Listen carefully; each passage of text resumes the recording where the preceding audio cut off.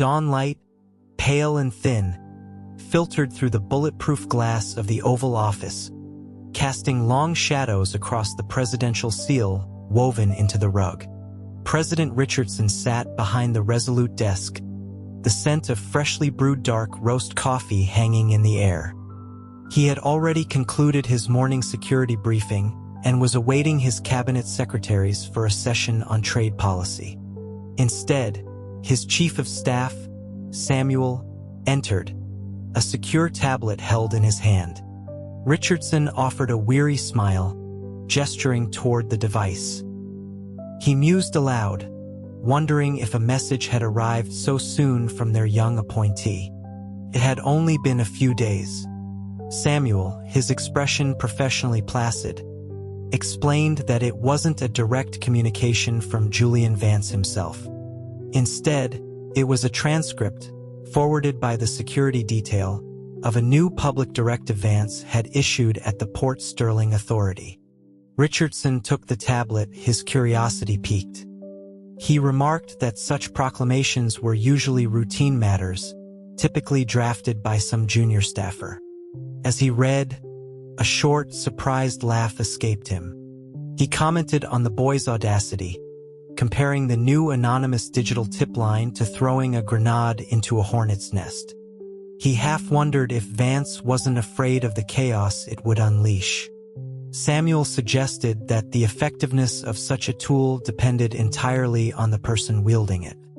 He reminded the president that Vance was making his first significant move, a clear display of aggressive intent.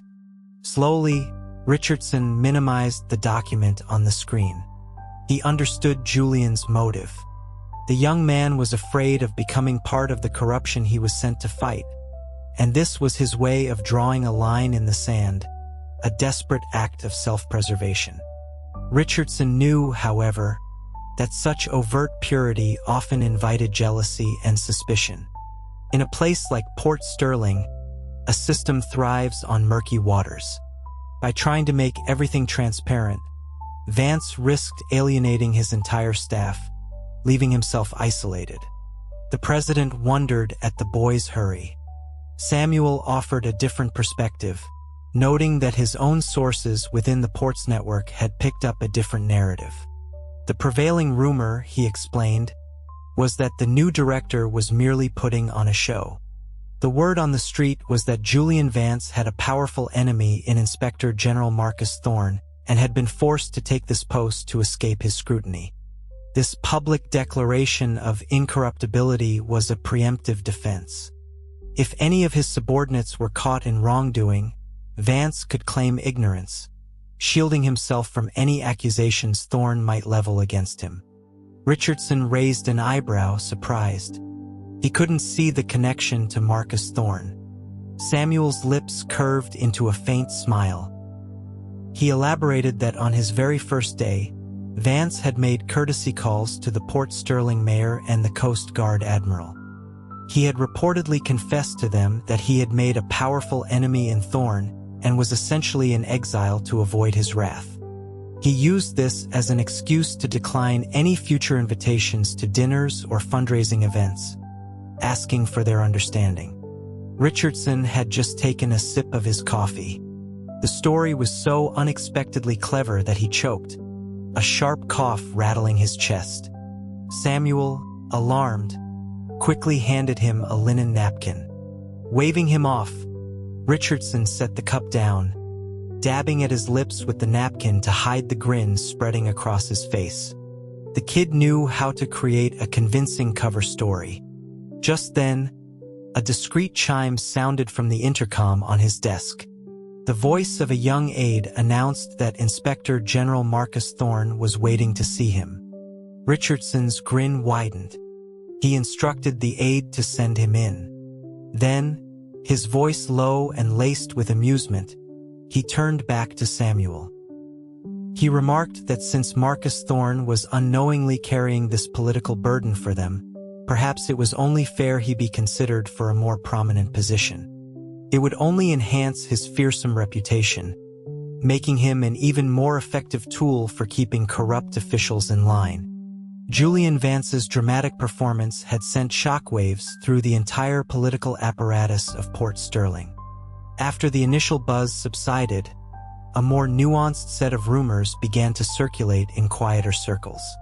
These whispers painted a picture of the former high society playboy being forced into a corner. Cunning advisors, it was said, had concocted this strategy, leaving him no choice but to project an image of unimpeachable integrity as his only defense. For a time, the city's officials treated the whole affair as a bit of political theater, a source of amusement. Inside the Port Authority, however, the mood was far from jovial. Donovan stood before Alex's desk, his face pale with anxiety. He paced back and forth, his voice a strained whisper as he questioned what they were going to do. He was terrified someone might actually use the new tip line. Alex leaned back in his worn office chair, exhaling a plume of cigar smoke. He shot Donovan a look of contempt, demanding to know what exactly there was to report. He scoffed at the idea that the petty kickbacks their clerks accepted were of any real consequence. He reminded his partner that they had never personally taken a direct bribe. He asked caustically if Donovan was seriously worried about the loose change their underlings skimmed off the top. Donovan paused, conceding that he had never bothered with such small amounts. Alex spread his hands. He saw no reason to panic. But Donovan remained on edge, his constant pacing wearing a track in the cheap carpet. Alex let out another, more forceful laugh. He assured him that there was no real danger. Every person who handled the important transactions was on their payroll. Who among them would ever turn informant? Donovan finally stopped, closing his eyes for a moment. He suggested, hesitantly, that perhaps they should lie low for a while, just to be safe. Alex regarded his partner's cowardice with disdain, but after a moment's thought, he agreed. A brief pause would calm Donovan's nerves. He added a pointed reminder that it would also mean a significant cut in their year-end bonuses. A pained expression flickered across Donovan's face, but he hardened his resolve. It was a necessary sacrifice. After all, this Julian Vance had managed to make an enemy of Marcus Thorne. Alex snorted. He declared that Port Sterling was a long way from the capital, questioning how much influence a man like Thorne could truly exert from such a distance. The next morning, the staff of the Port Authority watched as a black sedan with tinted windows pulled up to the main entrance. Several young women emerged, each dressed in a sharply tailored, dark pantsuit. Their faces were composed and serious, their movements precise and efficient. They looked more like federal agents than administrative assistants. The lead woman, her hair pulled back in a severe bun, carried a briefcase. She led the others inside without a word, following Ms. Mercer, Vance's chief consultant, directly into the records office. The clerk stared, dumbfounded. The new director's staff possessed an aura of intense, unadorned competence that was more intimidating than any overt display of authority. The thought that these women were here to audit the financial records sent a fresh wave of unease through the building. Inside the office, Quinn, the woman with the briefcase, found that Ms. Mercer had already instructed the records keeper, a man named Lewis, to have the previous year's digital servers and hard copy ledgers brought in. Quinn gave a polite nod and asked Mr. Lewis to identify which server contained the master ledger and which held the transactional data. Lewis, his eyes downcast, pointed to the respective drives. After the handoff was complete, he turned to leave. Quinn's voice, cool and clear, stopped him. She inquired where they might find him if they had any questions. Lewis muttered that he worked in the compliance department, one floor up, before hurrying away. Quinn offered a tight, formal smile to his retreating back. The audit continued for 3 days. On the 4th day, Ms. Mercer approached Lewis again, this time requesting the records from the year before that. Lewis was taken aback. He asked if they had already finished with last year's data.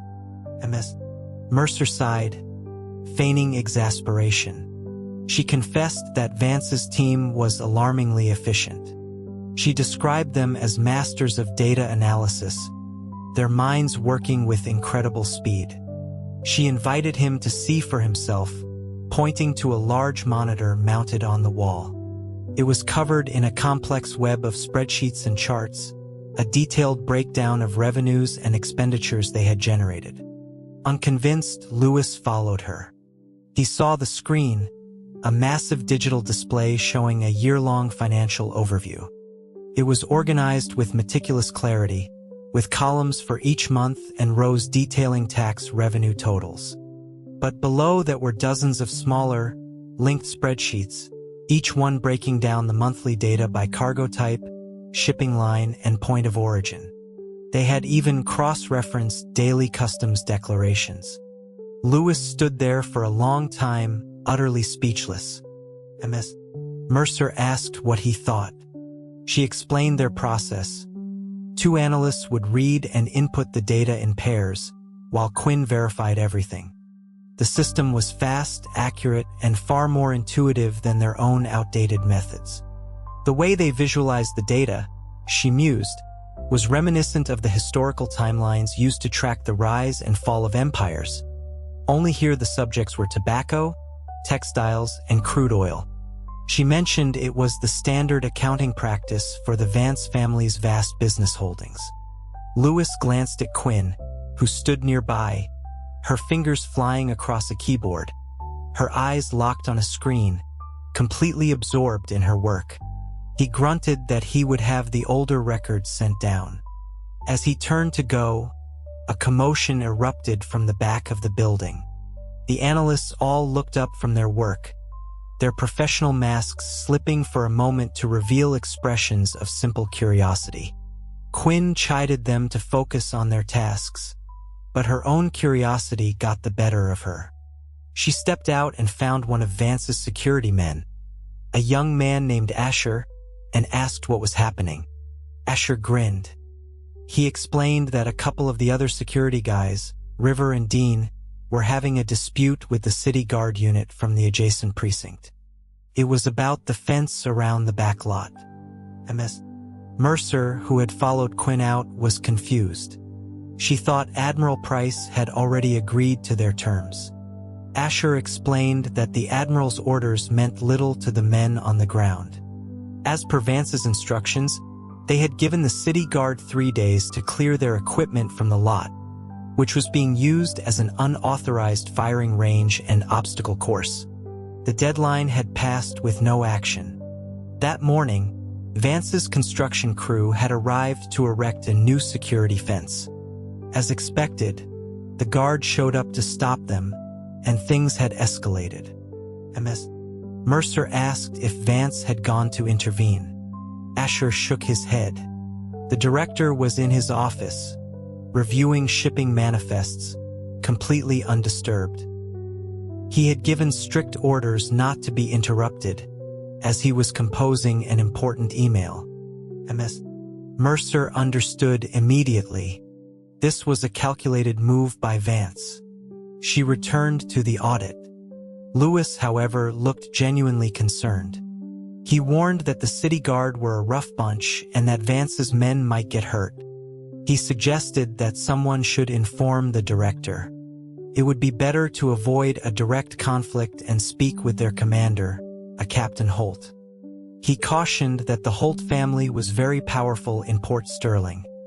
Antagonizing them would be a mistake. Mercer was inclined to ignore it, but seeing the uncharacteristic worry on the normally stoic clerk's face, she reconsidered. She told Lewis she would speak to the director. In his office, Julian Vance was staring at a blank screen, trying to figure out what to write in his encrypted email to Ninth Brother. When Mercer entered and relayed Lewis's concerns, he looked surprised. He remarked that he hadn't thought Lewis capable of saying more than 3 words at a time. He wondered aloud if the man was genuinely concerned for the Port Authority, or if the Holt family was truly so feared that no one dared cross them. Ms. Mercer offered her opinion that Lewis wasn't entirely cold-hearted. She mentioned that he had been genuinely impressed by the speed and quality of the financial reports Quinn's team had produced, and he hadn't seemed worried about what they might find. She suspected the books themselves were probably clean. Julian replied absently that clean books were the least he expected. If they couldn't even cook the books properly, they would be too stupid to be of any use to him. He instructed her to focus her team's audit on one specific area, tracking the large cargo ships that had made a single delivery and then never returned. Ms. Mercer surmised that he thought they were being driven away by high taxes. Julian disagreed. The profit margins in international shipping were enormous. Taxes were a secondary concern. He wanted to know if those ships were now docking at other ports, or if, his eyes hardened, they had found another way. A way that didn't involve paying taxes at all. Ms. Mercer's breath caught. She asked if he suspected smuggling. Julian gave a wry laugh. He presented a hypothetical. If you were faced with a $100,000 tax bill, and someone offered to make it disappear for a payment of $80,000 cash, would you be happy? She understood. He suspected an inside job. Julian confirmed her suspicion. It was a classic scheme. In the old days, he explained, port officials ran their own smuggling operations using government ships.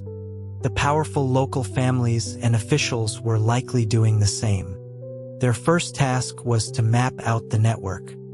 Then, he added with a grim smile, they would wait for his own ships to arrive.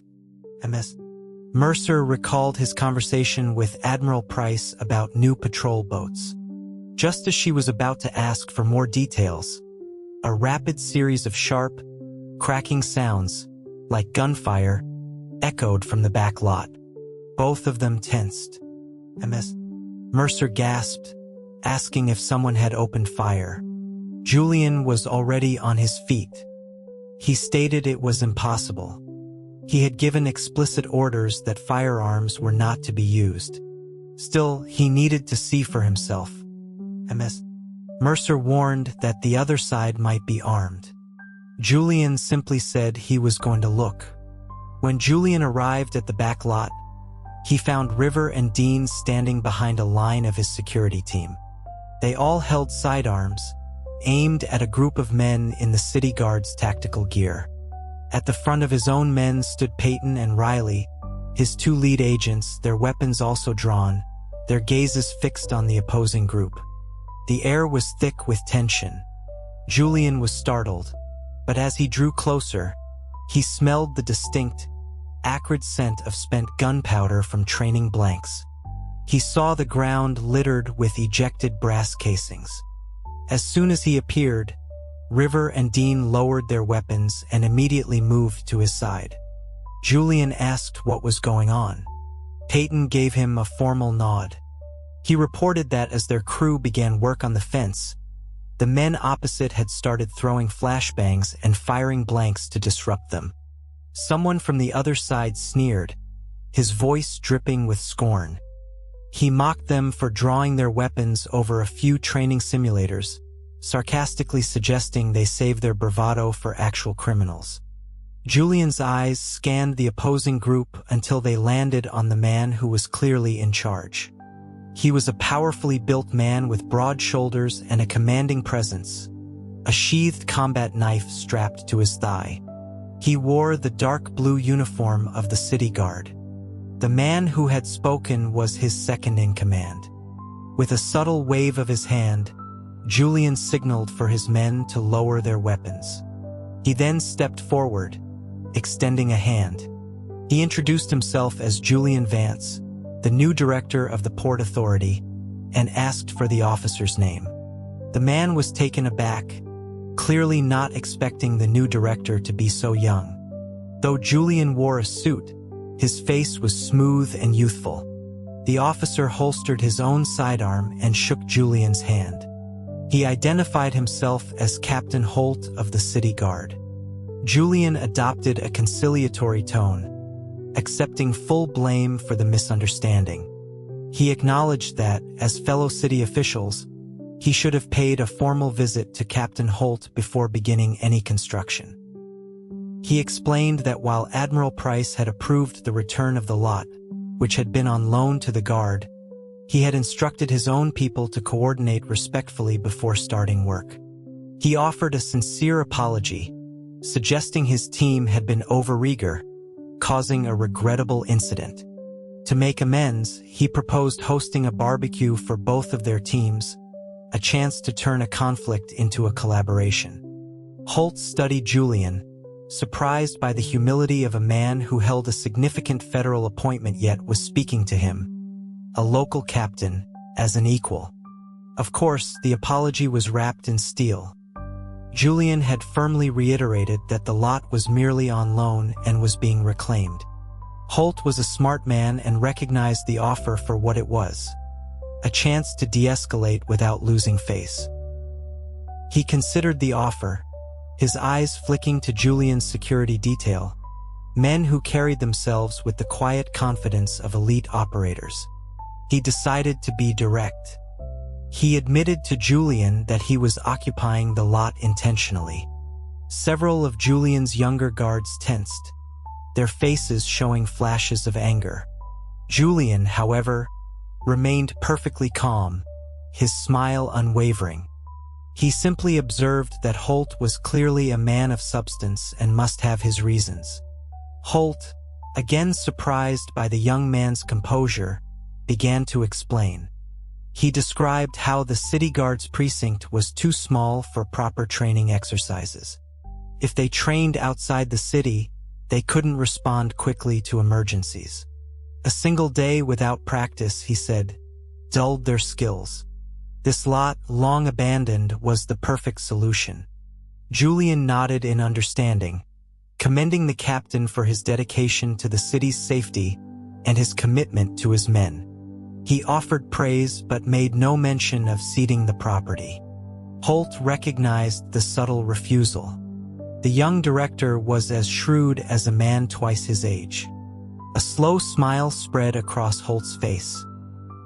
He noted that the Port Authority building was old and cramped, hardly a suitable residence for a man of Julian's standing. He mentioned that he owned a beautifully renovated penthouse apartment in the city's East End, overlooking the harbor. He offered it to Julian as a gift, an apology for the day's trouble. The Port Authority lot could then remain with the City Guard. He asked if Julian might grant him this favor. Julian glanced at Holt's men, who were looking at their captain with expressions of deep respect. He smiled again. He acknowledged the City Guard's needs and the Port Authority's reliance on them for security. It was only right that they support each other. But, he added, echoing Holt's own words, a day without practice dulls one's skills. He gestured to his own men, explaining that they too required daily training. That was why he was renovating the facility. Then he offered his counterproposal. Once the training ground was rebuilt, they would install a gate leading directly to the City Guard's precinct. Holt's men could use the facility as they always had. In fact, they could train alongside his men, a partnership that would encourage both units to sharpen their skills. He asked Holt what he thought of this two-for-one solution. Holt was stunned. He had never imagined Julian would suggest sharing the space. The penthouse was far more valuable than this dilapidated lot. It would cost thousands just to get this place up to code. He couldn't understand why Julian was so insistent on staying here. He looked at the young man, noting the fine cut of his suit, the expensive watch on his wrist, and the quiet lethality of the men who surrounded him. This was clearly someone from a powerful family. Holt raised a practical objection, suggesting that having his men moving in and out of the back lot might inconvenience Julian's family. Julian waved it off. He explained that he would reside in the main building, while the back lot was primarily for his security team. Besides, he wasn't married and his personal staff were quartered in a separate wing. There would be no issue. Holt looked again at Julian's guards. Julian then added that he'd noticed the captain's combat knife and presumed he was a skilled fighter. He mentioned that one of his own men, River, was also an expert with a blade and would welcome the chance for a friendly sparring session. River stepped forward and gave Holt a respectful nod. Holt saw the powerful build of the guard, the muscles in his forearms suggesting immense strength. He looked back at Julian, at his bright smile and clear eyes, and saw no trace of resentment for the earlier confrontation. After a moment, he agreed to the proposal. He promised that the city guard would offer any assistance needed to exp the renovations. Julian again offered to host a meal to smooth things over, but Holt politely declined. He claimed it was his men who were at fault and insisted that he would host a dinner for the Port Authority staff at a later date to apologize properly. Julian smiled. He said an apology was unnecessary from a man so dedicated to his duty. As for the dinner, he had to refuse. He explained that upon taking his post, he had established a strict rule for himself and his office. No accepting gifts and no attending banquets. He couldn't very well break his own rules so soon. There would be plenty of time for professional collaboration in the future. Though Holt found the young man's rigid principles peculiar, he offered a compliment on his integrity. The two men shook hands, and their units dispersed. As Julian's crew resumed their work, Holt led his men back to their precinct. On the way, he asked his lieutenant, Rhodes, what he knew about this Julian Vance. Rhodes quickly filled him in. Vance was the son of the powerful Senator Vance. The rumor was that he had clashed with Inspector General Marcus Thorne back in the capital and was sent to Port Sterling to lie low.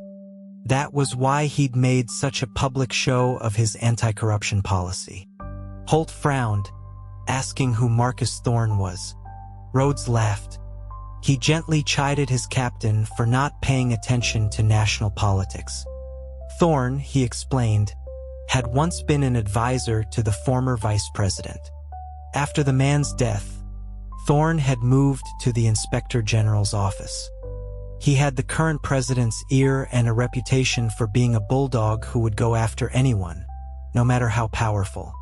It was said he'd even launched an investigation into the First Lady's foundation.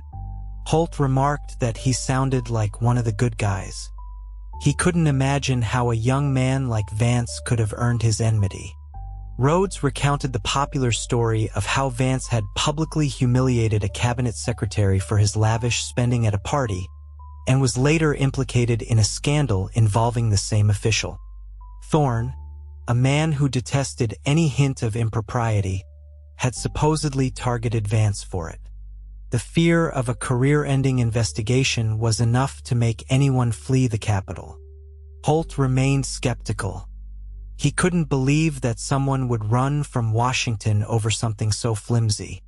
Rhodes explained the political reality. The higher you climbed, the more you feared the auditors and inspectors. No one was perfectly clean. Even if you were, your family or staff could make a mistake. An inspector like Thorne didn't need hard evidence. He could ruin a career based on rumor and innuendo. The Vance family, for all their power, was right to be afraid and send their son away. His public stance in Port Sterling was clearly for show, a performance for an audience back in Washington. Of course, the Vances were so wealthy that Julian probably didn't need the money anyway. He was just here to ride out the storm. Holt gave his lieutenant a long, meaningful look. He asked if Rhodes really believed Vance was here to be a quiet caretaker. He pointed out that caretakers don't typically travel with an elite, heavily armed security detail. Rhodes just shrugged, suggesting that a rich kid like Vance would naturally want extra protection. Holt then asked how the confrontation had escalated to the point of drawing weapons. Rhodes admitted that, under Holt's earlier instructions to cause a disruption, one of their younger officers had thrown a few flashbangs near the construction crew to scare them off.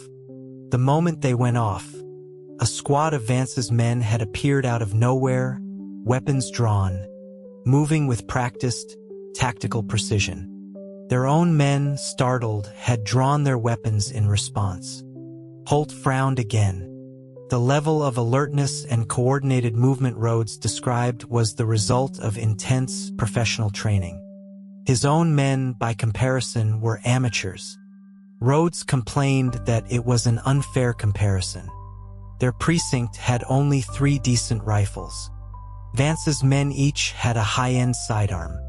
He'd even seen their vehicles, armored SUVs with diplomatic plates. Holt chuckled softly.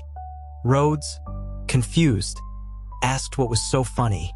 Holt replied that he was laughing at anyone who still believed that a man who was tactically brilliant, disciplined, humble when necessary, and utterly unfazed by pressure was here just to keep a low profile. Anyone who thought that, he said, was in for a very rude awakening. To Ninth Brother Subject. Update from Port Sterling. I trust this message finds you well. The joint proposal from myself and Admiral Price should have reached you by now. I urge you to approve it quickly. In anticipation of this assignment, I privately commissioned the construction of several new model interceptor craft from a shipyard in Florida. My cousin, Landon, will have them delivered as soon as they are complete. Your approval is the final step needed to launch a serious anti-smuggling operation and, not incidentally, to recoup my initial investment. Port Sterling is a city with deep military roots, and it shows. The place is filled with martial arts gyms, private security firms, and a certain rugged spirit. I've recently become acquainted with a Captain Holt of the City Guard. He is a formidable man. I initially misjudged him as arrogant and confrontational, but I made a deliberate effort to win him over for the sake of future maritime operations. Over the past few days, I have found him to be a man of integrity and surprising depth, with a strong sense of justice. He is well respected in the community for his work helping those in need. I find myself feeling a bit ashamed of my initial, purely strategic motives for befriending him. My anonymous tip line has been interesting. No one has reported any official misconduct within the Port Authority, which I suspect is due to a reluctance to cross local power brokers. I have, however, received a number of resumes from individuals seeking employment and some interesting policy suggestions, which I have compiled and forwarded for your review. Your insight into people is unparalleled. I would value your opinion on who might be useful. On a more absurd note, I have also received several offers from local businessmen to set me up with their daughters. I have deleted them all. You have no cause for jealousy. They would make the same offer if I were old and ugly. A preliminary audit of the Port Authority's books shows them to be balanced, suggesting the work of a skilled accountant. However, in the cargo manifests, I have found recurring shipments of a substance listed under various names: poppy extract, black tar, onyx, often disguised as medicinal herbs or tobacco additives. This substance is highly addictive.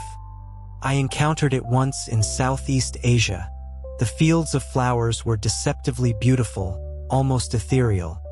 I considered bringing back seeds to grow for you, but my cousin warned me to stay away from it, explaining how destructive its processed form is. Sailors who become addicted are a liability at sea, unable to function without a constant supply. The family business has a strict rule against any employee or crew member using it, and we refuse to transport it or its seeds. My cousin explained that the crop is easy to grow and incredibly profitable, so much so that farmers will abandon food crops to cultivate it, leading to famine. Its medicinal uses are outweighed by its destructive power. Captain Holt tells me some of his men have been caught mixing it with tobacco. is effective for pain, but addiction is swift and brutal. An addict becomes a shell of a man useless for duty. He has a zero-tolerance policy, but he fears its use is becoming rampant. I've seen lounges opening up downtown where it is openly consumed. I am concerned this poison will spread inland. The substance is cheap to produce but sells for the price of gold, draining real wealth out of our country. I urge you to issue a federal ban. I have a personal motive as well. The Port Authority's records show that taxes on this substance were once extremely high, indicating massive profits. 3 years ago, shipments were frequent. Now, they have all but disappeared from the official record, yet the product is more available than ever on the street. I believe a major smuggling operation is underway here in Port Sterling. A federal ban would give me the authority, the sword of state, so to speak, to take decisive action at sea.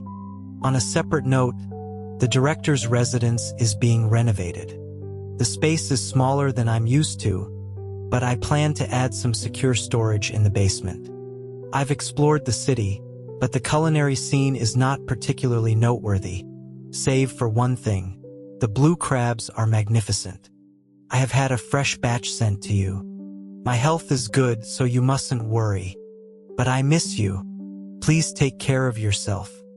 Don't overwork. Eat well. It has only been a few weeks, but it feels like a year. We are of one mind, you and I. I know you feel the same. Yours, Julian Richardson, slowly folded the printout of the email. He glanced at the attached file, a thick stack of resumes and memos. Samuel was smiling. He commented that the crabs had already been delivered to the White House kitchen, live and fresh, and would surely be delicious.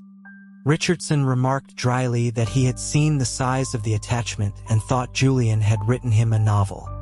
As it turned out, it was just one page about business and another half page about his new best friend, Captain Holt. He asked Samuel which agent had delivered the report, and requested that he be brought in immediately. A few moments later, Agent Riley entered the Oval Office. He stood at attention, his face a mask of professionalism, though a slight tension in his shoulders betrayed his nervousness. It was the first time he had been summoned for a solo debrief with the president. Richardson, paying little mind to the agent's demeanor, began asking about the situation in Port Sterling. Riley's report was concise, a dry recitation of Julian Vance's daily schedule. The president interrupted, asking specifically how Vance had come to know the city guard captain. He noted that a local police captain was well below the federal director's pay grade. Riley explained the incident concerning the back lot, recounting the standoff and Vance's subsequent diplomatic resolution. Richardson's brow furrowed. He asked if they had run a background check on this Holt character, wanting to know how close he and Vance had become. Riley confirmed that a check had been run. The Holt family was indeed a significant local power in Port Sterling. Captain Holt himself owned several security companies and was well connected within the city's underbelly. He was respected for his effectiveness in controlling local crime, but was seen by the political establishment as a maverick who didn't play by the rules. As for his relationship with Vance, Riley reported that they exchanged pleasantries when their paths crossed. Vance seemed to be using Holt as a source of local intelligence. His security team had, in turn, developed a working relationship with the city guard, which had proven useful for gathering information on local power structures and business interests. Holt was a formidable fighter, Riley added, and had sparred with River to a draw, though both men were clearly holding back. Richardson listened intently. He instructed Riley that Holt's connections made him a potential security risk. The safety of Julian Vance was the absolute priority. He was not to be complacent. He also ordered Riley to keep Vance out of the city's more disreputable areas. His position made him a target. Riley acknowledged the order but added, with some hesitation, that Vance spent most of his days on the docks, speaking with merchants and sailors of all stripes. The port itself was the most dangerous, fish and dragon mixed place in the city. It was part of his job, and he doubted they could stop him. Richardson sighed. He told Riley to let it be, but to double the security protocols. After dismissing the agent, Richardson had Samuel summon Marcus Thorne. Thorne entered the Oval Office with a confident stride. Lately, his reports had been praised by the president in cabinet meetings, and every official he targeted for investigation had fallen. Since the successful conclusion of the vice president's corruption probe, his influence had grown daily. He felt unstoppable. He greeted the president and noticed the email printout on the desk. Richardson gestured for him to rise, his tone cordial. He informed Thorne that the vice president's case was now closed and would be handed over to the attorney general for prosecution. He had a new task for him, a difficult matter that required a man of Thorne's unbending integrity. Thorne's chest swelled with pride. He vowed that he would not fail the president's trust. Richardson explained that he had received intelligence about a new synthetic opioid, known as Onyx, being smuggled into the country. He mentioned that it was already available on the streets and that some states were even considering taxing it as a new source of revenue. He described the drug's addictive properties and its devastating effects, declaring his intention to ban it completely. Thorne's face lit up with righteous fervor. He confirmed he had heard similar reports and was preparing to recommend the very same action. He declared that the substance was a scourge and that its importation, sale, and use must be prohibited. Richardson nodded in agreement. He acknowledged that previous attempts to ban similar substances had failed because of powerful special interests. He told Thorne that only a man of his reputation and fortitude could lead such a charge. Thorne promised he would overcome any obstacle to carry out the president's will. As Thorne was about to leave, Richardson seemed to recall something. He mentioned Thorne's recent investigation into Senator Armitage for improper lobbying. It reminded him, he said, that Armitage had been seen meeting frequently with Senator Vance. The mention of the Vance name made Thorne think of Julian. He felt a pang of guilt over the young man's situation and felt compelled to offer a defense, however slight. He explained that Senator Vance was generally considered a harmless, if ineffectual, politician. He had heard that Armitage's interest in him was purely social, related to a potential match between their children. Richardson's expression hardened slightly. He pointed out that Senator Vance was still officially in a period of mourning for his late wife, yet he was actively socializing with powerful figures. It demonstrated poor judgment and raised the appearance of political conspiracy. As Inspector General, it was Thorne's duty to investigate such improprieties. He asked how Thorne could have overlooked it. A bead of sweat trickled down Thorne's forehead. He immediately dropped to one knee, admitting his dereliction of duty. He promised to launch a full investigation into Senator Vance's conduct at once. Richardson gave a curt nod of approval. Senator Vance was in his study, reviewing invitations, when he received the official letter of censure from the Senate Ethics Committee, prompted by Marcus Thorne's investigation. He was utterly bewildered. After the aides who delivered it had left, refusing the customary tip with frosty professionalism, he stumbled back to his private quarters in a daze. His second wife, a formidable woman from a wealthy Florida family, met him with a furious tirade. She accused him of jeopardizing their son's future just as he was starting to build a respectable career. She threatened to take Julian and move back to her family's estate, leaving him to face the consequences alone. The senator, stunned, tried to defend himself. He stammered that the charges of improper conduct and conspiracy were baseless. He had simply been discussing his son's marital prospects with a few old colleagues. Julian was of age, and it was time he settled down. He insisted he hadn't even hosted a dinner, merely had tea in the garden. His wife scoffed at his naivety. She pointed out that for 20 years, no one had been interested in arranging a marriage with Julian. Now that he held a powerful position, suddenly everyone was a matchmaker. She asked him if he had considered how that looked to people in power. The political landscape was treacherous. First the vice president, then other powerful figures falling from grace. How could he be so reckless as to engage in what could easily be perceived as backroom dealing? The senator, deflated, mumbled that he hadn't known. He said he would just stay home from now on. His wife laughed without humor. The censure included a formal request that he refrain from public duties and reflect on his conduct. He was lucky he hadn't been stripped of his committee chairmanships. From now on, she declared, she would handle Julian's affairs. He had stumbled into good fortune for 20 years by being blissfully unaware. It was best he continued that way. With that, she swept out of the room. The news of Senator Vance's censure traveled quickly to Port Sterling, solidifying the rumor that Julian Vance and Marcus Thorne were mortal enemies.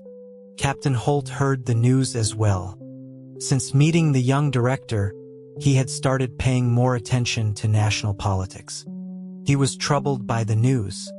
He asked his lieutenant, Rhodes, how a man could be punished without any hard evidence or a chance to defend himself. Rhodes shrugged. That was just the way the game was played. He explained that Marcus Thorne was on a winning streak, and everyone knew he had the president's full backing. Holt grunted that it was more likely Thorne was just taking down the people the president already wanted gone. Rhodes quickly covered his captain's mouth, hissing at him to be careful. Holt said nothing more. He picked up his knife and headed for the door. Rhodes asked where he was going. Holt replied that he was going on patrol. Alone. When Rhodes pressed him for a location, Holt said simply, the docks, before mounting his motorcycle and roaring away. At the Port Sterling docks, Julian Vance was, as usual, on site, watching as customs agents inspected the cargo of a newly arrived freighter. On the deck, burlap sacks of what was labeled as tobacco were being opened. Inside, nestled among the dried leaves, were bricks of the dark, tar-like substance he recognized as onyx. He boarded the ship and picked up a piece, sniffing its distinctive, sickly sweet odor. The ship's captain hurried over, his face stretched in an oily smile. He explained that it was a medicinal compound very effective for coughs and pain. He offered Julian a sample as a gift. Julian shook his head and placed the brick back in the sack. As he turned, he saw Captain Holt sitting on his motorcycle at the edge of the pier, watching him with a frown. Julian waved and smiled, then deftly leaped from the gangplank to the pier. He walked over to Holt, his expression cheerful. He asked if the captain was on patrol, noting that it was late in the day for his usual rounds. Holt's gaze flickered to MS Mercer and the two security agents standing behind Julian. He said he was just passing by and had seen him inspecting the cargo. He asked why Julian was doing the agents' work for them. Julian explained that the manifests were intentionally vague, listing only tobacco or herbal medicine. Only a hands-on inspection revealed the large quantities of onyx hidden within. It was necessary to be thorough. Holt pointed out that all Julian could do was levy a higher tax. He told him that unless the government banned the substance, he would never be able to stop its flow. The profits were too great. Holt admitted that even some of his own distant relatives had been tempted to get into the business. He advised Julian not to exhaust himself fighting a losing battle. Julian just smiled. He said he had faith that a federal ban was coming very soon. In the meantime, he was delaying the customs clearance for any ship found carrying the substance. When the ban came, he would confiscate and destroy their cargo. It was a small victory, but a victory nonetheless. Holt looked at him, skeptical. He asked what made him so confident. Julian smiled and gestured vaguely in the direction of the Capitol. He said the president was a wise man and would surely do what was right. Holt saw the genuine pride in Julian's expression and sighed. He mentioned that he had heard about the censure of his father. Julian was unconcerned. He told Holt not to worry. His father was a simple man who would bounce back quickly. A public reprimand would sting for a few days, but he would soon forget it. Holt warned him that his father's political trouble would be seen as a sign of weakness. His enemies in Port Sterling would see it as an opportunity to strike. He needed to watch his back, especially with Marcus Thorne looking for any excuse to bring him down. He explained that the world was full of people who rush to kick a man when he's down.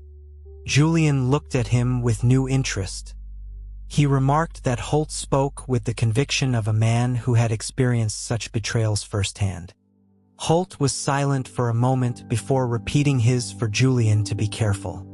Julian nodded, thanking him for his concern. He then changed the subject, his face lighting up with excitement.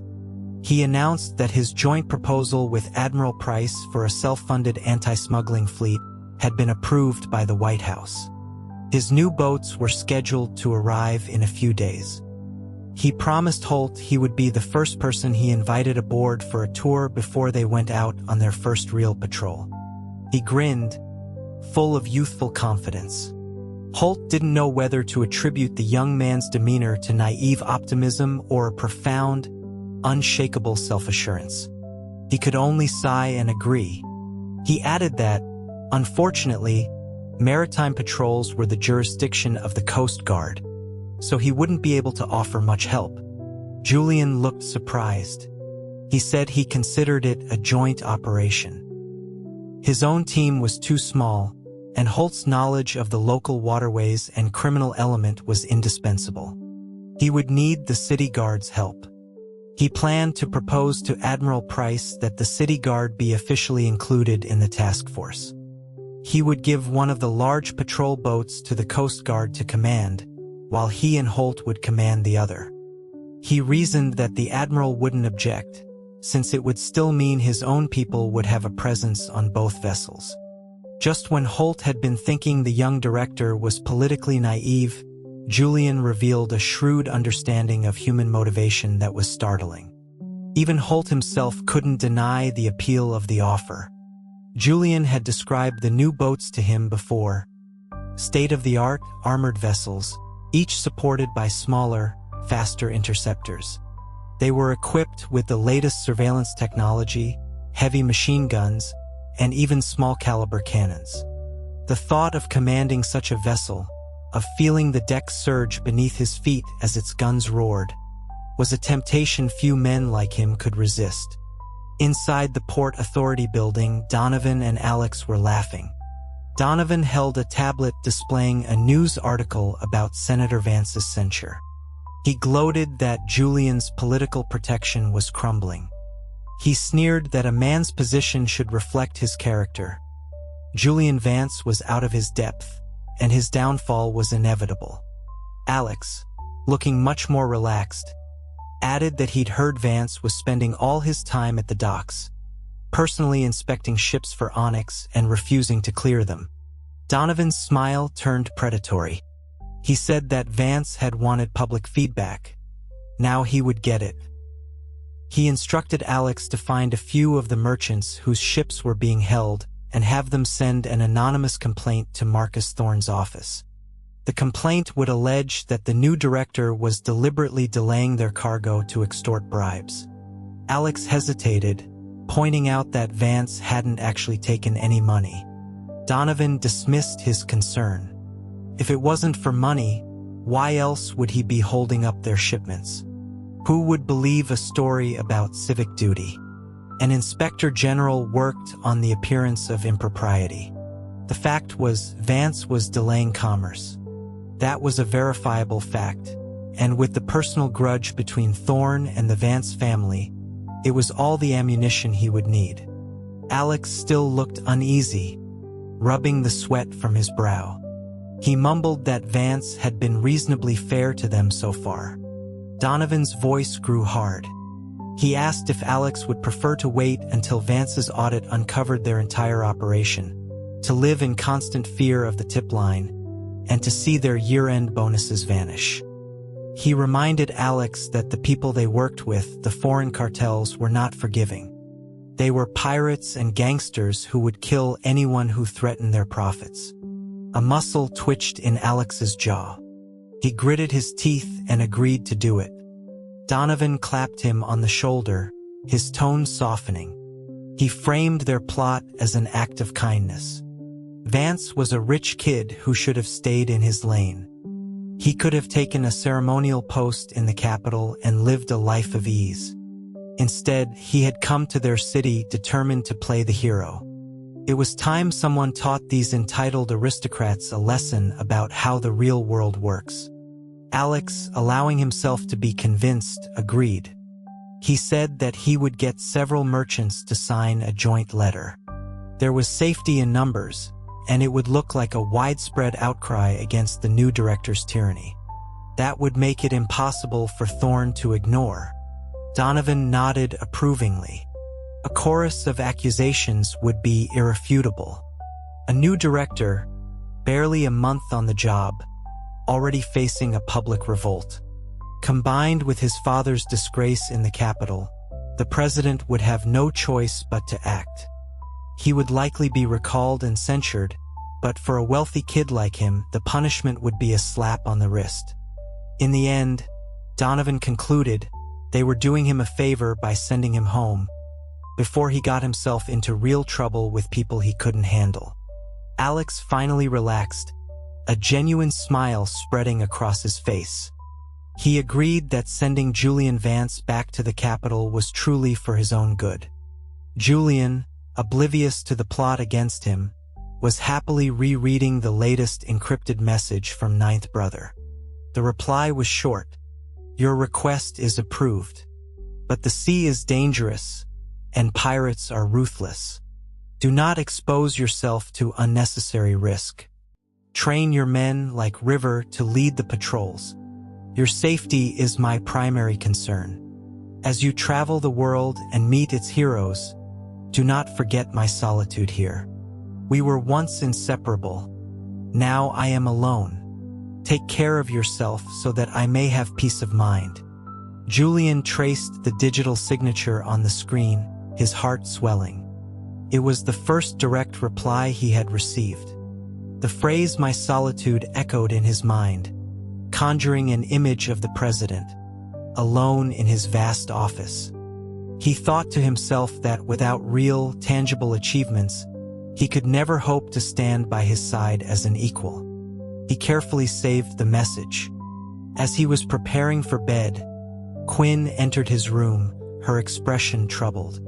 She reported that while organizing the day's paperwork, she had found an anonymous note slipped between the pages of a ledger.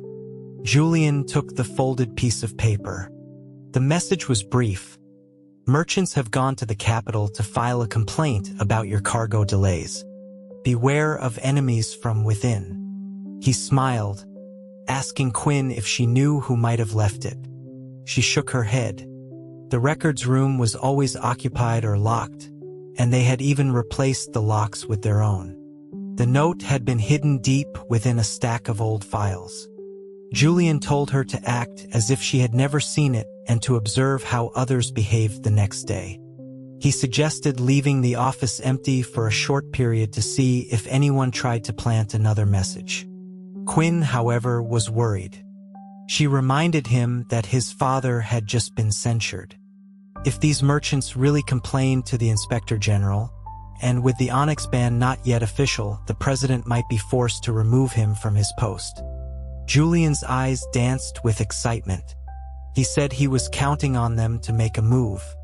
Their actions would expose them. With Ninth Brother providing cover from the capital, they could finally identify the real players in Port Sterling. Quinn was still anxious, But Julian's unwavering confidence was infectious. He assured her that he had nothing to hide. He tasked her with discovering the identity of the person who left the note, expressing his full faith in her abilities. After all, he reasoned only a handful of people had access to those records. Quinn, though still skeptical, felt a bit more at ease. She nodded and left him for the night. At the office of the Inspector General, Marcus Thorne was buried in paperwork, drafting the new federal regulations to ban onyx. The president had assigned him a team of legal experts and policy advisors, and they had been working around the clock. They had just sent the final draft to the White House for review when Thorne received a summons for a personal meeting with the president. Lately, such summons had become routine.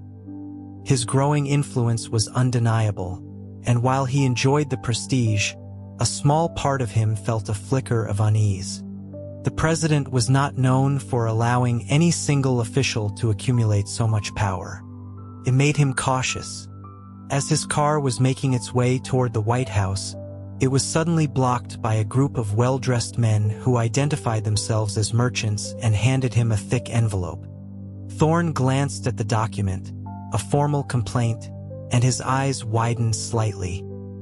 He calmly told the men he would look into it and had his aide take their contact information. Then, he slipped the envelope into his coat pocket and continued on his way.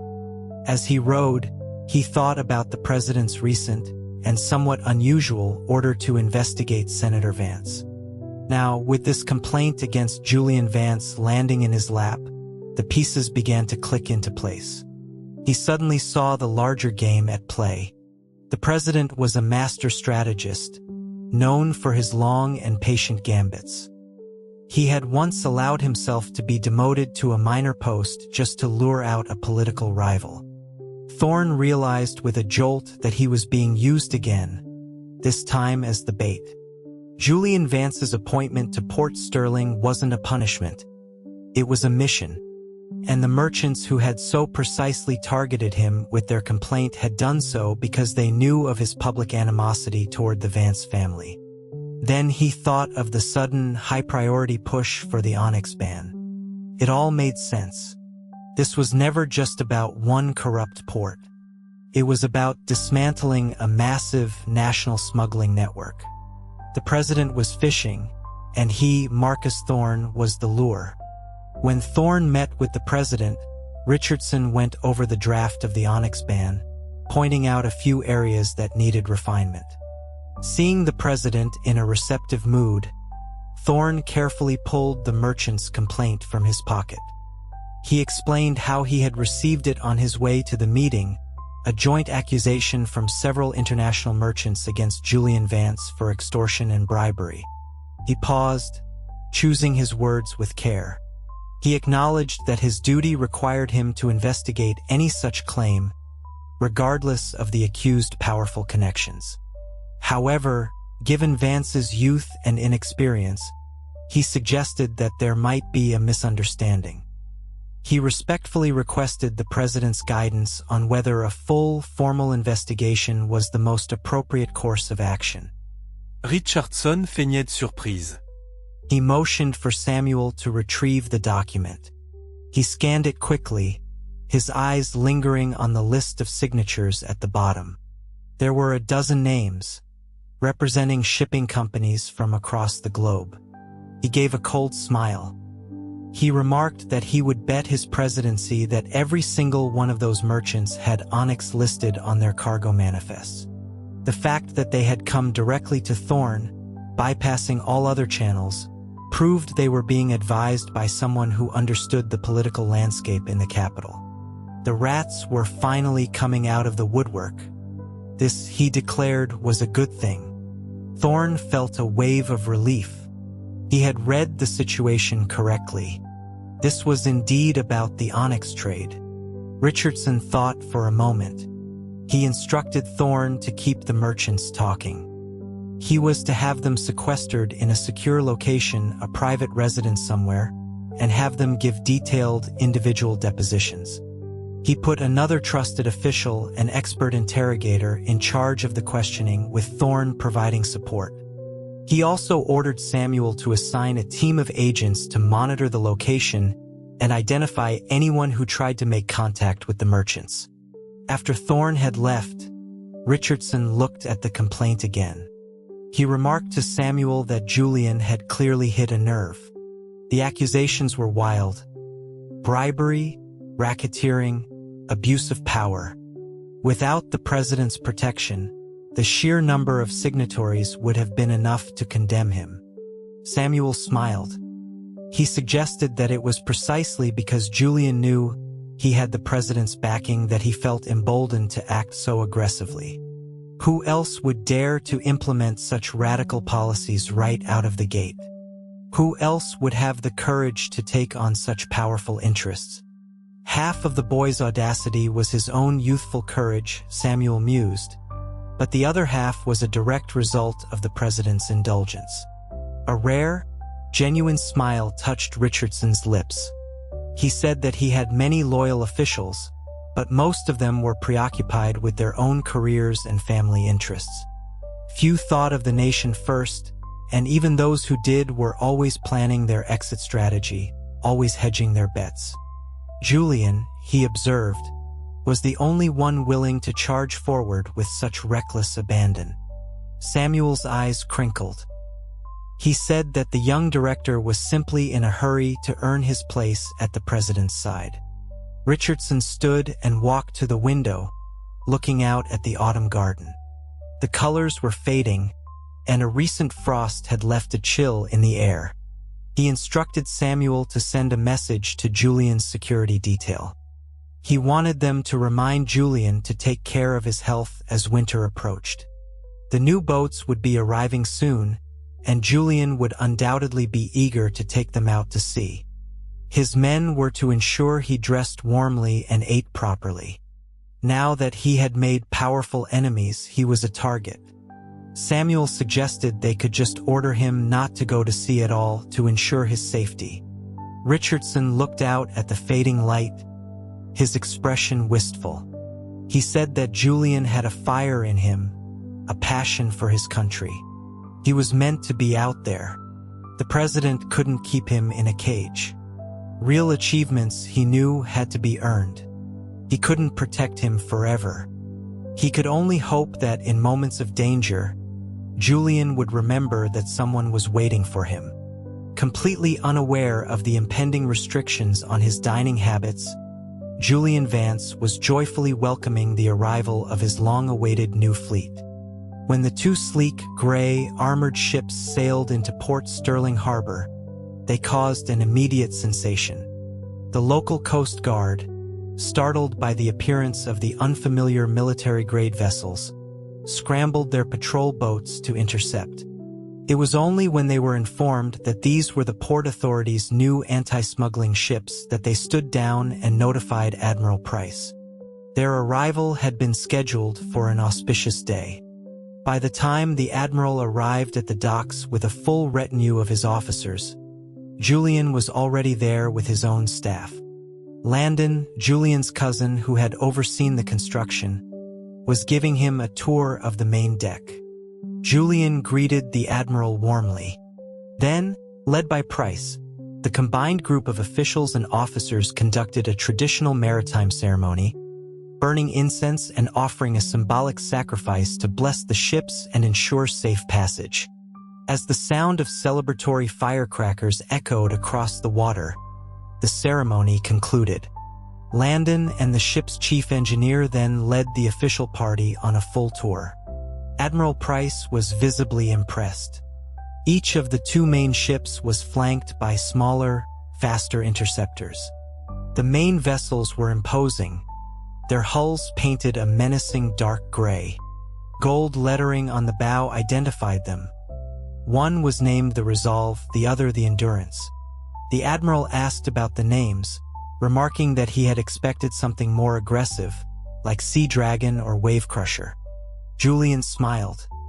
He replied that a nation's resolve and endurance were the greatest assets of all. The Admiral conceded the point. The tour continued, culminating in a live-fire demonstration of the main cannon, which obliterated a target on a distant island with a deafening roar. They also watched as the smaller interceptor boats practiced deploying grappling hooks and boarding drills. Price was effusive in his praise, declaring the ships superior to any he had seen in the Navy's own fleet.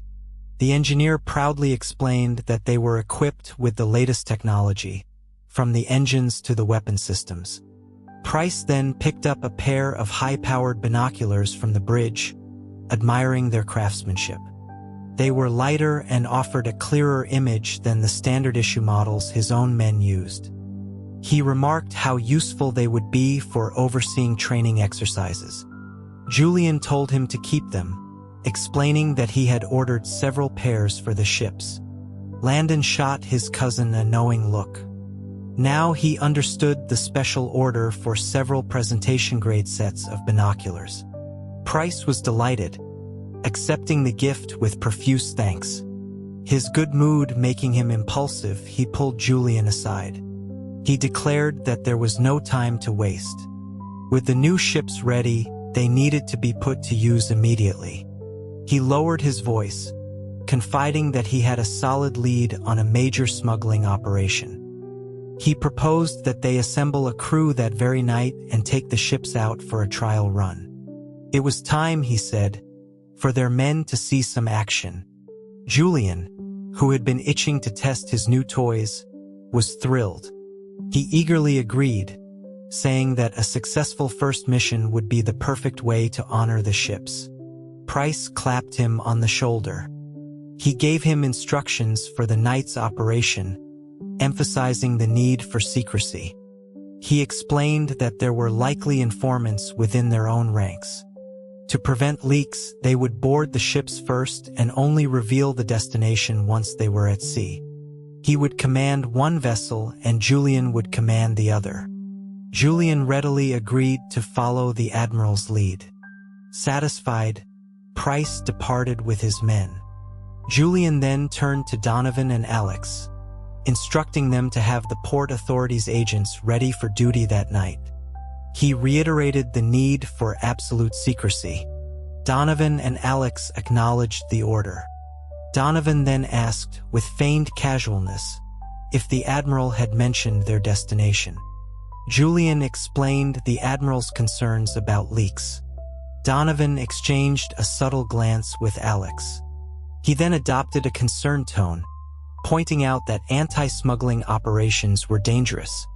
The smugglers were often heavily armed and desperate. He suggested that perhaps he and Alex should lead the Port Authority contingent, while the Coast Guard took the lead in any actual combat. Julian scoffed at the suggestion. He assured them that the new ships were heavily armored and perfectly safe. If they were nervous, they were welcome to stay in the command center below deck. Donovan's face twitched. He made an excuse, claiming a sudden stomach illness that would make him a liability on the open water. Julian just smiled. He told Donovan to stay home and rest. He then looked at Alex, noting that his wife had just had a baby and he surely needed to be home. He excused him as well.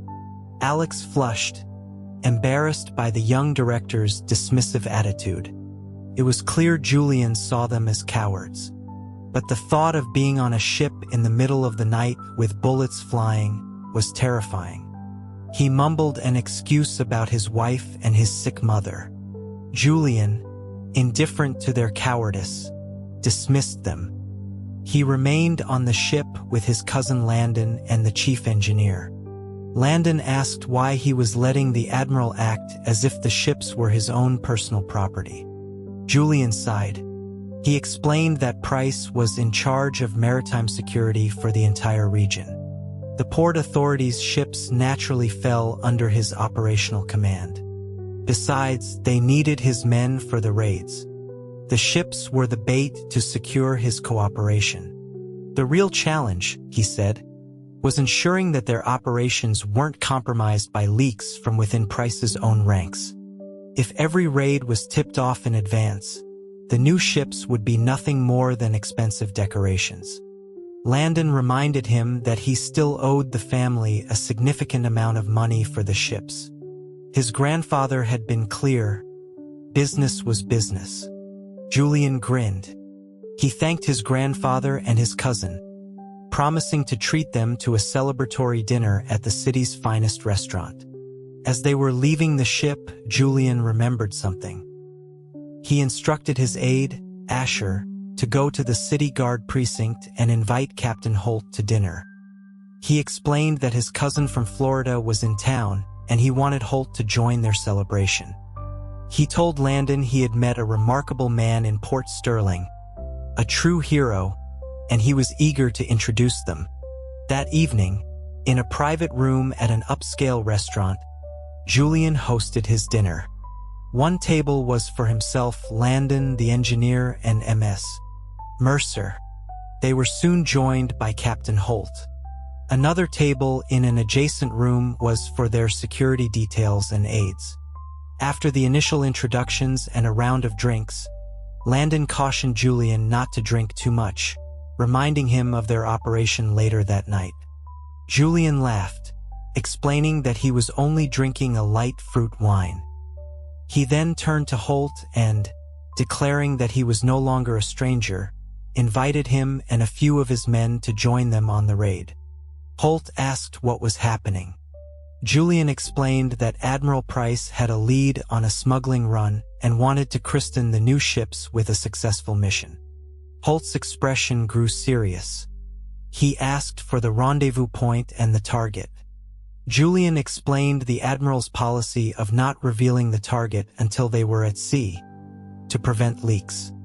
Holt frowned. He told Julian that while the Admiral was his superior officer, he felt compelled to warn him. Price was a slippery operator, known for taking CR and avoiding blame. If this were an easy score, he would have handled it with his own men. The fact that he was so eager to use Julian's new ships suggested that the target was either politically connected or extremely dangerous. He was pushing Julian out front to take all the risk. He urged him to be cautious. Julian was unfazed. Political connections didn't frighten him. And if the enemy was well armed, it would be a perfect opportunity to test the new ship's capabilities. How could they back down from their very first fight? Holt argued that Julian's life was too valuable to risk, especially now that he had so many enemies. He offered to lead the raid himself, while Julian waited on shore. Landon seconded the suggestion, but Julian was resolute. He argued that if he showed fear now, he would lose the respect of every man in the Port Authority and the Coast Guard. He would lose control of his own fleet. The division of any seized assets was a negotiation. If he wasn't there to represent the Port Authority's interests, the Coast Guard would take everything. Maritime law enforcement was a joint responsibility, with the Port Authority designated as the lead agency. If he, the director, backed down now, he would cede that authority forever. Landon saw the logic in his cousin's argument and reversed his position, reassuring Holt that they could handle themselves. He boasted that he had years of experience dealing with pirates in the South China Sea. Holt looked at the determined faces around the table and felt a surge of adrenaline. He admitted that perhaps he had been too cautious. He thanked Julian for the invitation and declared that he would be honored to join them for a good fight. At the Coast Guard headquarters, Admiral Price's second-in-command was expressing his own reservations. He asked the Admiral if it was wise to go after Senator Armitage's smuggling operation. Armitage was a powerful and vindictive man. Price gave a cold smile. He was tired of Armitage using his port to run contraband salt without paying him a dime for passage. For years, he had been forced to tolerate it because his own fleet was outdated and outgunned. Now, with Julian Vance's new ships, the balance of power had shifted. His deputy worried that Armitage had powerful allies who might retaliate. Price waved off the concern. This was Julian Vance's operation. The ambitious new director, with his shiny new boats, was eager to make a name for himself. The Coast Guard was merely providing support. And besides, he added with a cynical chuckle, he had heard that Armitage and Senator Vance were discussing a marriage alliance. By seizing the contraband, Julian would be creating a convenient public distance between their two families. In a way, he was doing the Vances a favor. The deputy was still not convinced, reminding the Admiral of Armitage's reputation for ruthlessness. Price explained his long-term strategy. Senator Vance had been censured. Julian Vance was alienating everyone in Port Sterling. He had even heard that a group of merchants had filed a formal complaint against him in the capital. It was only a matter of time before the young director was recalled in disgrace. When that happened, his beautiful new ships, which were officially Port Authority property, would be left behind. And they would naturally fall under the command of the Coast Guard. The deputy's eyes lit up with understanding. Price smiled, stroking his beard. He spoke of the new ship's cannons, their speed, their technology. As long as they remained under Vance's control, his men would have limited access. But once Vance was gone, he saw the young director for what he was. An arrogant, wealthy kid who thought his money and family name could buy him respect and success. He had tried to win Price over with flattery and a pair of binoculars, but he failed to understand the politics of power. Tonight, Price would let him have his adventure. He would let him see what a real battle looked like. And in doing so, he would set in motion the chain of events that would deliver those magnificent ships into his own hands. His deputy looked at him with newfound admiration, praising his foresight. The Admiral, his mind already savoring his future triumph, simply said, "They are truly fine ships." The massive, armored vessel cut through the dark waves like a creature of the deep. On its hull, the name The Resolve was faintly visible in the moonlight. Following in its wake were two smaller, faster interceptor boats, each manned by a mix of Port Authority agents, Coast Guard sailors, and a handful of Captain Holt's city guard. On the bridge of the Resolve, Julian stood with Admiral Price, watching the smaller boats skim across the water. Price commented, with a hint of envy, that a single one of the interceptors was better equipped than most of his own patrol cutters. The ship's engineer explained that each one could carry up to 300 men and was ideal for coastal operations. He added that they were currently understaffed, which limited their speed and endurance. They would need to recruit more local crewmen. Price suggested that he could provide trained sailors from the Coast Guard. Julian readily agreed. Price then turned to the matter of compensation. He reminded Julian that, by law, they were entitled to keep a percentage of the value of any confiscated goods and fines. He was sure Julian would soon have more than enough money to cover his expenses. Julian sighed theatrically, complaining that he was still in debt from building the ships. However, he promised the Admiral that his men would be well rewarded. For every successful raid, a portion of the seized goods and a larger portion of the fines would go directly to the Coast Guard. Satisfied, Price pointed to a dark cliff face in the distance. He explained that they had arrived at their destination, a notorious smuggler's cove. The area was a maze of inlets and small islands, a perfect route for running contraband. His own forces had tried to raid it before, but the smugglers' small, fast boats were too difficult to catch in the open water. Now, with the larger ship to block the main channel and the fast interceptors to cut off escape routes, they had them trapped. He outlined his plan. The interceptors would set up a blockade at both ends of the cove, trapping the smugglers' ships inside. Then, the Resolve would move in and they would have them. It would be, he said with a grin, like shooting fish in a barrel. Julian glanced at his cousin Landon, who gave a subtle nod of approval. The plan was sound. Julian had to admit that, for all his flaws, the Admiral knew his business when it came to naval tactics. The large ship dropped anchor, and the 4 interceptors sped off into the darkness. On the bridge, they studied nautical charts of the cove as Price explained the local geography and the common smuggling routes. He seemed to be in a good mood, sharing his knowledge freely. He spoke of the different types of smugglers they faced, from local operators to organized pirates.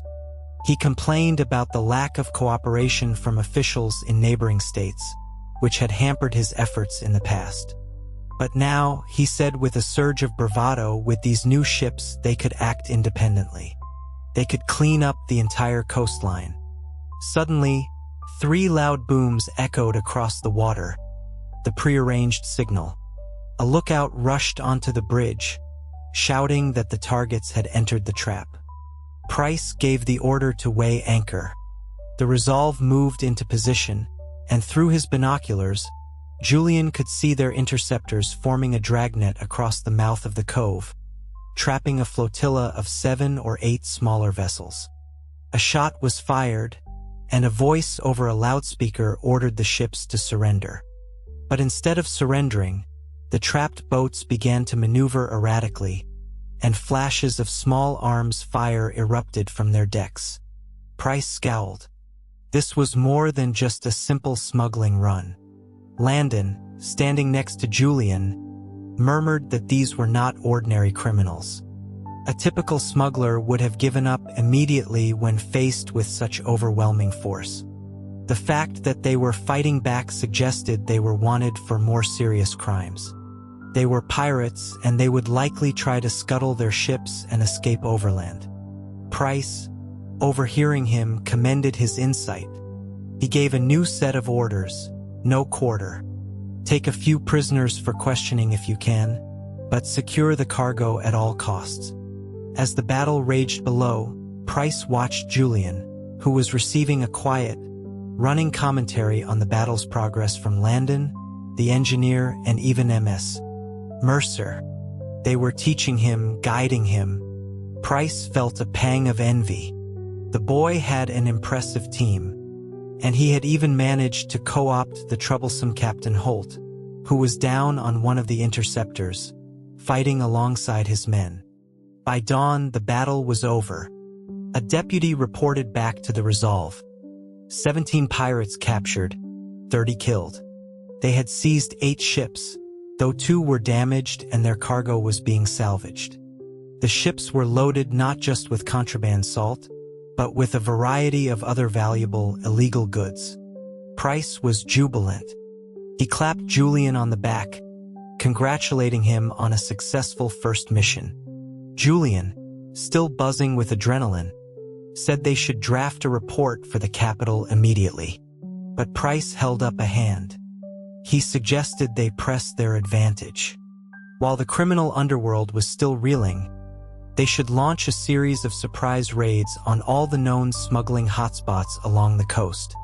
Then, they could submit a single, comprehensive report detailing a massive, successful operation. That, he said, would be sure to capture the president's attention.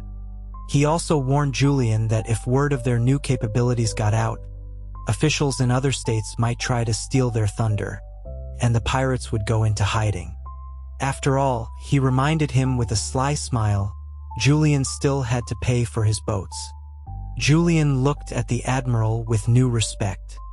The man was a master of bureaucratic maneuvering and self-promotion.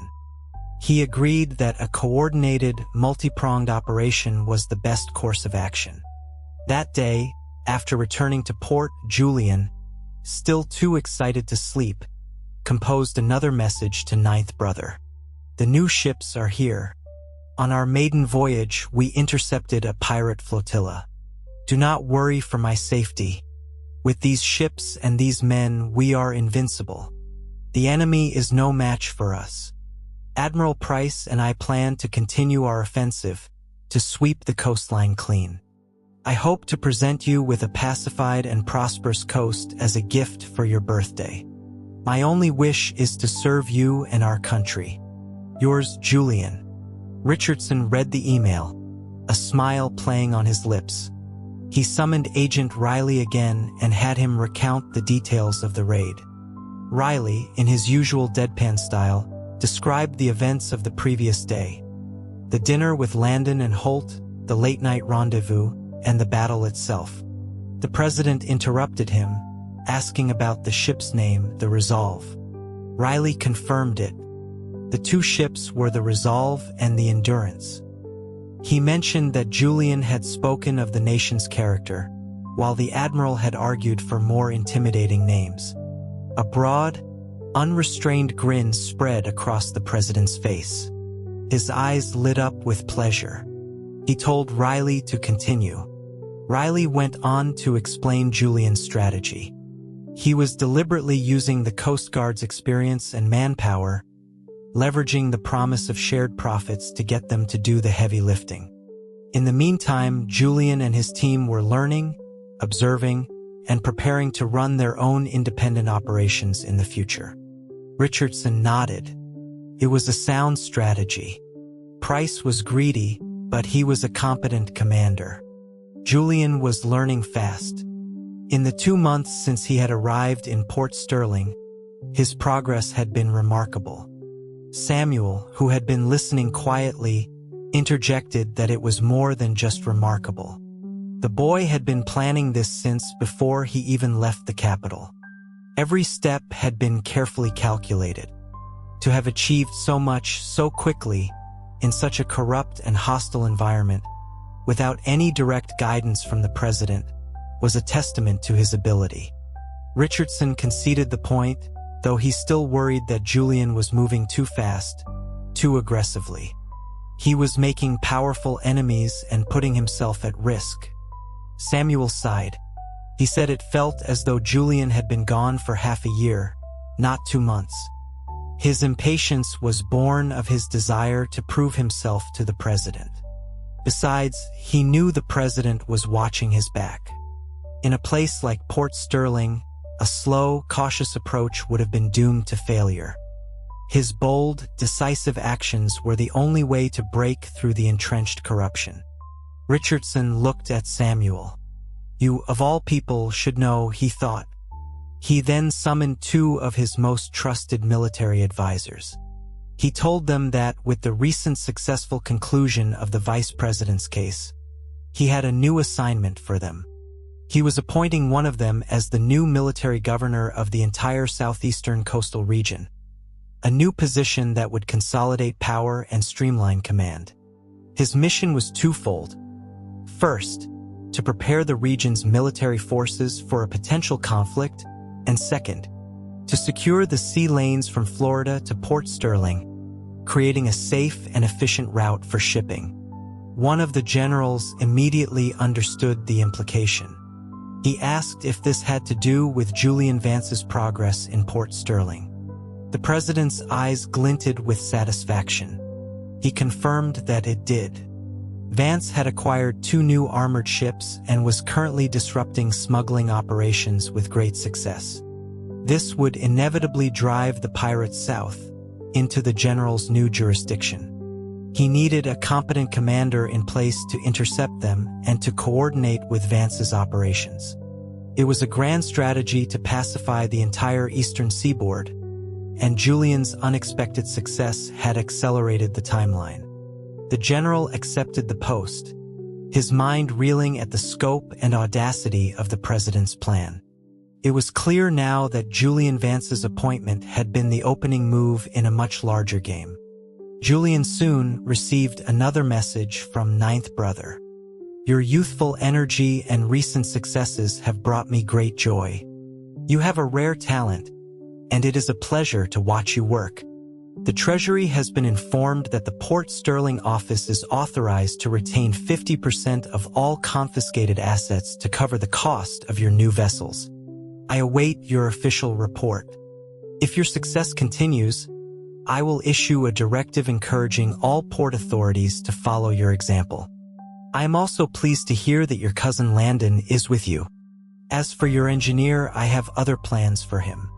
The new military governor of the Southeast will need a man of his talents to oversee the construction of a new fleet. I had originally intended for the governor to be your mentor, but you left the capital before I could arrange it. Now he will be your partner, a man of great integrity and skill. You will find him to be a valuable ally. But remember, the sea is still a dangerous place. Do not be reckless. Price is a capable commander, but his motives are his own. Learn from him, but do not trust him completely. I am proud of the man you are becoming. But do not neglect your studies. And take care of yourself. Though we are apart, my thoughts are with you. Julian read the words, "A pleasure to watch you work," over and over again, a blush spreading across his face. The following week, the renovations on the director's residence were complete. After a small, private ceremony, Julian and his staff officially moved in. He hosted a quiet dinner in the back garden for the Port Authority staff and Captain Holt's command team. He accepted a few modest gifts from the mayor and Admiral Price, but returned anything that seemed overly extravagant. The residence was now a secure, self-contained compound. The first floor was for administrative staff. The second was Julian's private quarters, which he shared with his cousin Landon. The third was a state-of-the-art command center and study.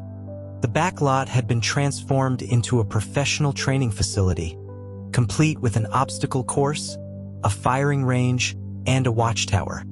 Holt stood with Peyton, the head of Julian's security detail, watching as one of the agents navigated the obstacle course with breathtaking speed and agility, despite the weighted vest he was wearing. The city guard recruits, who were waiting to begin their own, much simpler training regimen, watched in stunned silence. Holt sighed. He told Peyton that compared to his men, the city guard were little more than glorified meter maids. He felt a deep sense of shame. Peyton just smiled. Inside the Port Authority office, Julian was reviewing the inventory of their recent seizures with Donovan and Alex. He was in high spirits.